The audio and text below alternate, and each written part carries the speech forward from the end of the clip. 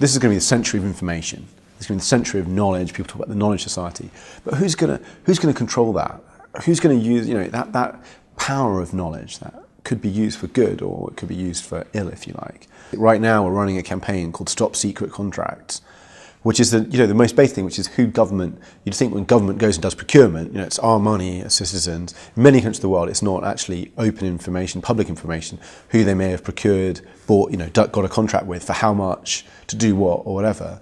So actually, systematically across the world, when we certainly began in 2004, data, even from government, on the most standard things, was not available. And a lot of other data, on the back of a Mars bar, there are the ingredients.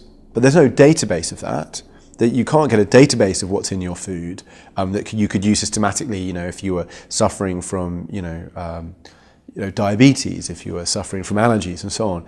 A free and open database of that material doesn't exist. When we started, there was no free and open database of maps of the world, geodata. It's one thing, you don't realize it, but almost every data set you use as a citizen normally actually has some kind of geo component. Data is not knowledge, it's not insight. And that's what actually leads to change. And at Open Knowledge, we're not only fighting to get essential information opened up, but we're working to create the tools, do training and skills building so that people can use that data to create insight and then drive change.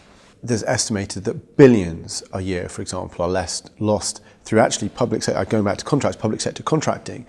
And we think that more scrutiny and more just openness about that will reduce that. I guess I'm passionate about the power of knowledge. I mean, people say knowledge is power. I would say open knowledge is empowerment.